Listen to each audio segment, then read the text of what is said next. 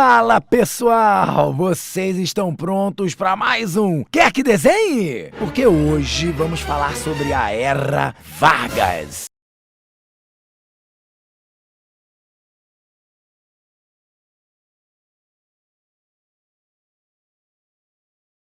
A primeira coisa que precisamos saber sobre a Era Vargas é que ela foi dividida em 3 períodos. O primeiro é chamado de governo provisório, que começa em 1930 e vai até 1934. O segundo é o governo constitucional, de 1934 a 1937. E por último, temos o Estado Novo, começando em 1937 e terminando em 1945, durando quase 10 anos.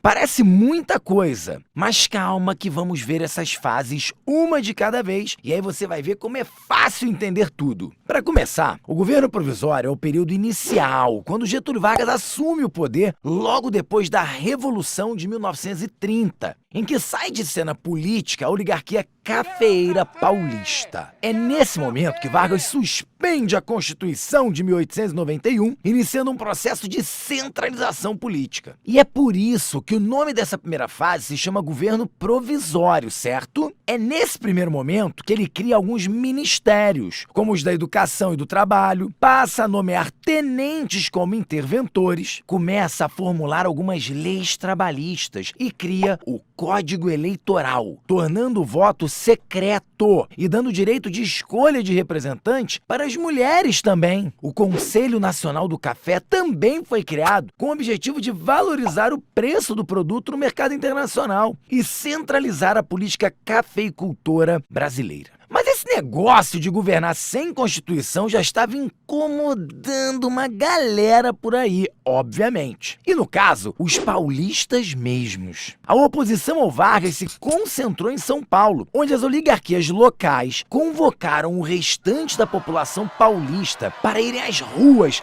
exigindo uma Assembleia Constituinte. Isso tudo aconteceu bem no início do governo, lá em 1932, e ficou marcado como a Revolução Constitucionalista Paulista. Mesmo Vargas tendo reprimido fortemente esse conflito, ele promulga uma Constituição em 1934 e dá início à segunda fase desse período de poder. Agora, com uma nova Constituição, temos aí o governo constitucional da Era Vargas, como o próprio nome diz. Isso significa que oficialmente temos o voto secreto, o voto feminino e as leis trabalhistas presentes na Constituição, por exemplo. Mas isso não quer dizer que os conflitos políticos acabaram. Não, de jeito nenhum. É nesse período que acontece uma radicalização ideológica, uma polarização mesmo, com a fundação da Ação Integralista Brasileira, chamada AIB, em 1932, que tinha preceitos fascistas e era liderada por Plínio Salgado. E depois, já em 1935, foi criada a Aliança Nacional Libertadora, conhecida como ANL, que teve a participação de diversos setores de centro e de esquerda, incluindo o Partido Comunista Brasileiro, liderado por Luiz Carlos Prestes. Nesse meio tempo, a gente tem também uma tentativa de golpe comunista, chamada de Intentona Comunista, de 1935. Mas o levante foi facilmente controlado pelo governo, não tendo sucesso. E aí, quando o mandato de Getúlio Vargas estava prestes a acabar e novas eleições deveriam ser convocadas, surge um suposto ataque comunista,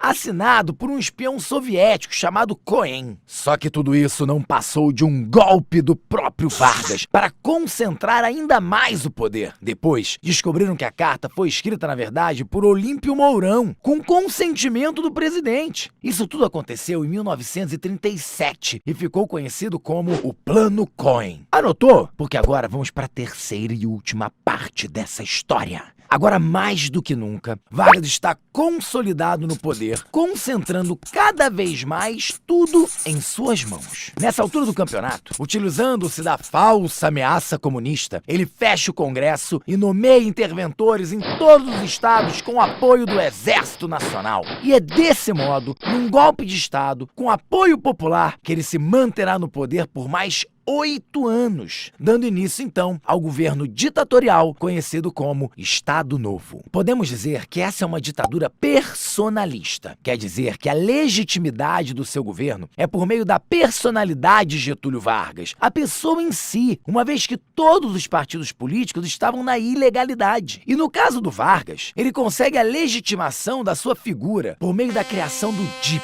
o Departamento de Imprensa e Propaganda, decretando de vez a censura no país e assumindo o controle dos meios de comunicação, fazendo também forte propaganda do seu governo. Já em relação à economia, Vargas promove a industrialização brasileira, criando empresas estatais como a Vale do Rio Doce e a Companhia Siderúrgica Nacional, a CSN. Essa é a primeira vez que vemos a industrialização como uma política de Estado no Brasil. E para esse projeto dar certo, era necessário Vargas mediar os conflitos entre os trabalhadores e os empresários. Inclusive, esse vai ser um dos motivos para que ele crie a Consolidação das Leis do Trabalho, a famosa CLT, sigla que vocês já devem ter ouvido falar por aí, né? Que, na verdade, já era uma reivindicação bem antiga da classe operária, antes mesmo da ascensão de Vargas. A partir daí, ele passa a ser conhecido como o pai